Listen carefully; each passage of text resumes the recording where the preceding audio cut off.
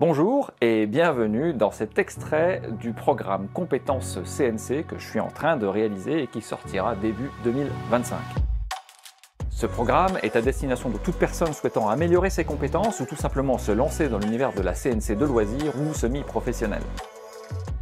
J'ai compilé sous forme de masterclass vidéo plus de 3 années d'expérience sur différentes machines en essayant d'illustrer de manière simple et détaillée tout ce que vous devez savoir pour être à l'aise avec votre machine.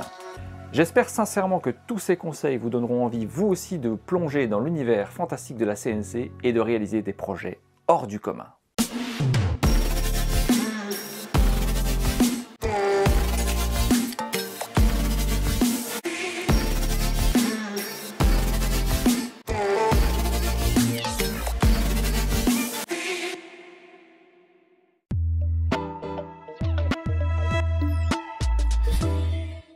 Et dans cette section, on va parler des moteurs. Selon les cas, vous allez en avoir soit 3, un pour X, un pour Y, un pour Z, ou 4 avec 2 moteurs pour l'axe Y. Effectivement, vous avez 2 rails linéaires pour l'axe Y, donc 2 moteurs pour le faire avancer. Ça, c'est la meilleure des configurations parce que lorsque vous n'en avez qu'un seul, la transmission va être assurée par une courroie crantée et là, vous allez avoir une perte de puissance, des difficultés de réglage, ça va être difficile de pouvoir aligner les 2 portiques, donc la meilleure configuration reste d'avoir 4 moteurs. Votre CNC va fonctionner obligatoirement avec des moteurs pas à pas. Ce type de moteur va permettre de convertir une impulsion électrique en mouvement mécanique et ça par incrément discret ou par pas, de là son nom, le moteur pas à pas. Le moteur va fonctionner avec 2 éléments clés. Le premier, c'est le rotor. Le rotor, c'est la partie mobile, c'est celle qui tourne. Et la deuxième partie, c'est le stator. Le stator, lui, reste fixe. Il est composé de bobines qui seront alimentées de manière séquentielle par un driver pour créer un mouvement dans le moteur. Alors ces moteurs sont en fait des moteurs pas à pas hybrides. Ils vont fonctionner avec 8 bobines et une roue crantée. Et en fait, chaque impulsion que le driver va envoyer va provoquer un déplacement d'un cran. Et généralement, sur un moteur de ce type-là, vous avez 200 crans par révolution. Donc pour faire un tour, on peut se déplacer d'un 200e à chaque fois. Et en fait, ça va correspondre à un déplacement angulaire de 1,8 degrés. Pour toute utilisation nécessitant de la précision, ces moteurs seront parfaits. Bien évidemment, pour les CNC, c'est exactement ce qu'il faut, mais on retrouvera ce type de moteur aussi dans les applications de type imprimante 3D ou encore des scanners, enfin tout type d'application qui va nécessiter un déplacement précis et contrôlé. Lorsqu'on parle de moteur de CNC, vous allez souvent entendre le terme NEMA. Eh bien, NEMA n'est absolument pas un type de moteur ou une marque ou quoi que ce soit. NEMA, c'est une association américaine qui va définir des normes pour des dispositifs électroniques. Et en fait, la norme qui s'applique à ces petits moteurs-là, c'est tout simplement une norme de dimensionnement du boîtier. C'est uniquement ça. Donc vous aurez des moteurs NEMA 17, 23, etc. Mais tout ça va simplement définir la taille du boîtier. Cette norme définit donc la taille du boîtier et ça va permettre en fait de pouvoir faire de l'interchangeabilité de moteurs en cas de nécessité. Donc ça permet quand même un remplacement facile de vos moteurs. Donc par exemple, si vous voulez mettre un moteur plus puissant, vous achetez un NEMA 23, il va pouvoir être positionné au même endroit que celui que vous aviez jusqu'à présent. Et en fait, que veut dire 17, 23, 34, etc. En fait, c'est la taille en dixièmes de pouce. Un NEMA 14 va faire en fait 1,4 pouces, un NEMA 23, 2,3 pouces, un NEMA 34, 3,4 pouces. Dans le contexte des CNC amateurs et semi-professionnels, la taille la plus populaire sera le NEMA 23, avec une taille d'environ 58 mm de large. Ça, c'est le type de moteur qui est le plus versatile puisqu'il a la bonne taille pour avoir les puissances nécessaires qui seront adaptées à ce type de machine. Notez cependant que la norme NEMA va définir la taille du boîtier mais sur la face avant en fait, donc pas sur la profondeur. En fonction de la puissance de votre moteur, il est évident qu'un moteur plus puissant va consommer plus d'espace, il y aura des bobines plus grandes, des aimants plus grands, donc vous pourrez avoir des moteurs qui aient une face NEMA 23 mais qui peut avoir une grande profondeur. Côté alimentation, les NEMA 23 vont fonctionner avec une tension nominale entre 24 volts et 48 volts. Évidemment, plus la tension sera élevée, plus les capacités du moteur seront exploitées et vous pourrez avoir des déplacements plus rapides, plus de puissance en contrepartie d'un échauffement aussi plus important. La spécification du courant sera aussi cruciale dans l'alimentation de ce moteur et généralement, vous allez avoir un courant qui sera réglé entre 1 ampère et 3 ampères par phase. Dans ces moteurs, il peut y avoir des bobines unipolaires ou des bobines bipolaires.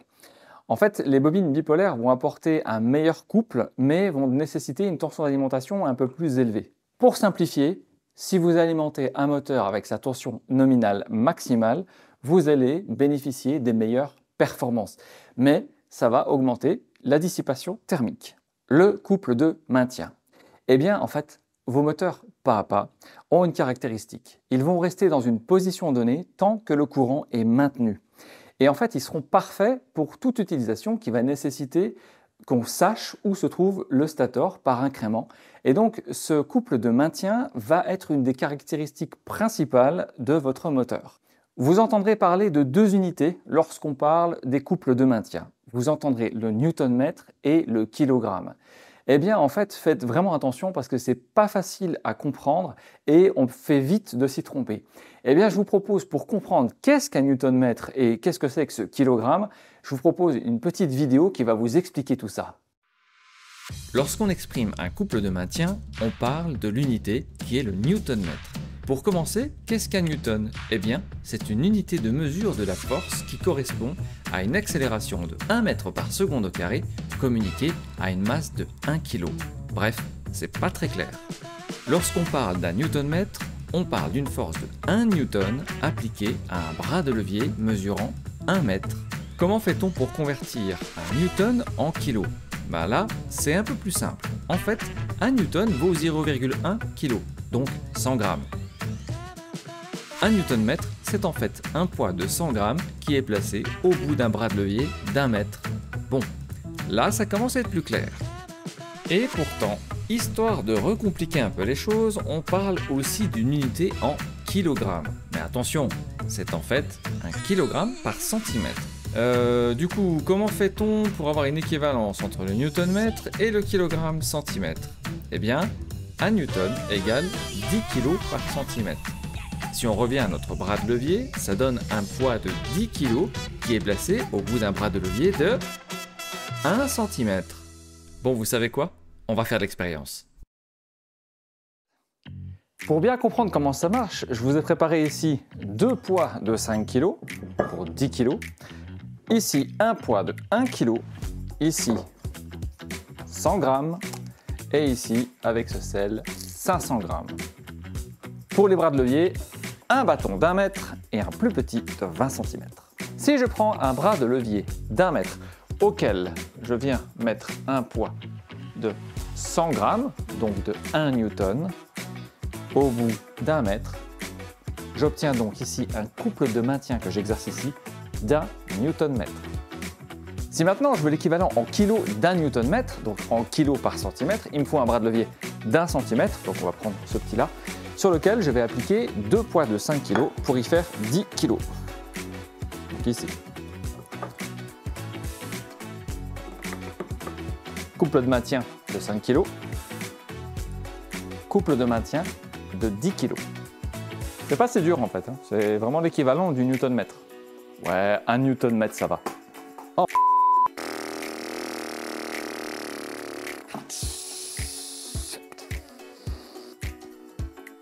Avec ce poids de 500 grammes, je peux faire ici un couple de maintien de 5 newton-mètres.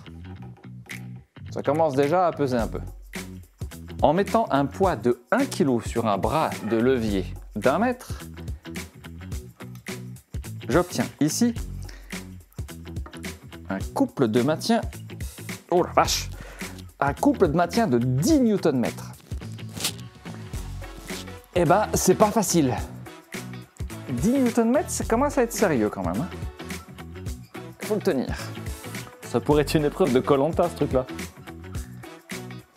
Si je place 5 kg ici, donc ici, j'ai un couple de maintien de 5 kg, autrement dit de 0,5 newton-mètre. Si maintenant je prends ce poids de 5 kg et que je le place au bout d'un bras de levier d'1 mètre, j'obtiens donc un couple de maintien de 50 Nm. Donc 50 Nm, c'est intenable. Ouais, mais 50 Nm, c'est comme si je mettais ici 500 kg, hein, c'est intenable. Alors voilà, pour ça que j'arrive pas.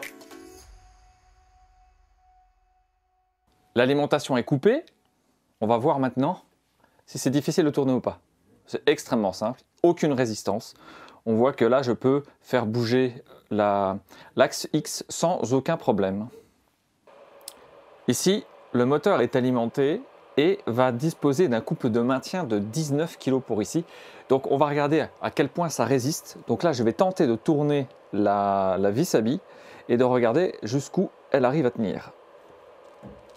On voit que en forçant un peu, j'arrive à faire des sauts de pas. Donc je force le moteur à tourner. Oui, c'est faisable, hein. Donc on voit quand même qu'il n'y a pas une force colossale. Voici l'axe X de la Stepcraft. Là, je n'ai pas de tension qui est mise sur le moteur. Donc si je le tourne à la main, l'axe bouge sans aucune difficulté. J'arrive à tourner la vis sans problème. Aucune résistance. Voilà, le courant est mis. Le moteur maintenant exerce un couple de maintien et on va voir jusqu'où. Si je tourne, c'est quand même plus dur qu'avant. C'est pas facile, mais ça tourne facilement quand même. On arrive, en exerçant un peu de force, à le faire tourner. Il y a encore un oiseau là-dedans. C'est l'été, il y a des oiseaux partout. C'est un truc de fou. Dans le plafond, dans les conduits du poêle. Du poêle, pas du poêle. Voilà, maintenant que vous comprenez parfaitement ce qu'est un newton-mètre, on va un peu discuter des valeurs usuelles pour ce type de moteur. Donc par exemple, les NEMA 17 vont osciller entre 0,28 et 0,5 Nm, ce qui fait en kilos environ du 2,8 kg jusqu'à 5 kg. Les NEMA 23, la star des CNC, lui, sera entre 0,55 Nm jusqu'à 3 Nm, donc du 5,5 kg jusqu'à 30 kg. Les NEMA 34, eux, beaucoup plus gros, vont aller de 3,1 Nm jusqu'à 12,1 Nm, donc ça fait de 31 kg jusqu'à 121 kg. Ça commence à être vraiment sérieux à ce niveau-là. Et si on parle un petit peu des valeurs usuelles pour les CNC de loisirs et semi-pro, généralement pour l'axe X et Y, ce sont les mêmes moteurs qui sont utilisés. Et c'est généralement des moteurs entre 1,5 Nm et 3 Nm, c'est-à-dire entre 15 et 30 kg qui vont être utilisés. Pour l'axe Z, lui, sera plus léger, comme je l'ai dit précédemment, et on pourra se contenter de moteurs qui vont de 1 Nm jusqu'à 2 Nm, donc entre 10 et 20 kg. Les boucles ouvertes ou les boucles fermées. Eh bien, lorsqu'on doit choisir un moteur, il faut faire un choix entre ces deux types de moteurs. Dans le cas des moteurs à boucle ouverte, la sortie du système n'a pas d'impact sur l'entrée du système. Qu'est-ce que ça veut dire? Eh bien, ça veut dire que si le moteur se déplace, dans un cas d'une collision ou de quelque chose qui aurait forcé le moteur, il ne va pas réussir à tourner, donc il va forcer des pas, il va rester coincé là où il est, mais rien ne pourra indiquer ni au moteur ni au contrôleur qu'il y a ce saut de pas. Dans ce cas-là, il peut y avoir un décalage qui va se créer, votre moteur et le contrôleur va penser être par exemple en Y1000 alors que la collision l'a freiné et il se trouve en réalité à Y800. Et bien dans ce cas-là, vous allez avoir un décalage et l'usinage sera foutu. Là, c'est le problème des moteurs à boucle ouverte. Mais ces moteurs sont couramment, très couramment utilisés dans les CNC de loisirs et semi-pro, car ils présentent un avantage non négligeable de coût. Les moteurs à boucle ouverte sont les moteurs les plus répandus, les plus faciles à produire et les moins chers. Donc, lorsqu'on utilise des moteurs puissants et qu'on fait un peu attention à la manière dont on usine, on arrive à s'en sortir avec quasiment jamais de problème. Mais sachez en tout cas que lorsque vous aurez des décalages qui vont se créer lors de collisions, c'est exactement ça qui va se passer. Les moteurs à boucle fermée, eux, vont pouvoir donner du feedback. On les appelle aussi servomoteurs. C'est souvent des options qui se trouvent sur les machines plus haut de gamme et en fait, elles vont permettre de détecter les sauts de pas et de pouvoir informer le contrôleur, donc soit en essayant de corriger ce saut de pas et lorsque ce n'est pas possible, émettre une alarme pour stopper l'usinage avant qu'il soit trop tard. Eh bien, en fait, ce type de moteur est beaucoup plus coûteux, vous l'aurez compris, et c'est pour ça qu'il est réservé sur des machines beaucoup plus haut de gamme. Par exemple, la Felder Format 4 est évidemment équipée de servomoteurs. Dans le cas de nos CNC de loisirs et semi-pro, il s'agit généralement de moteurs à boucle ouverte.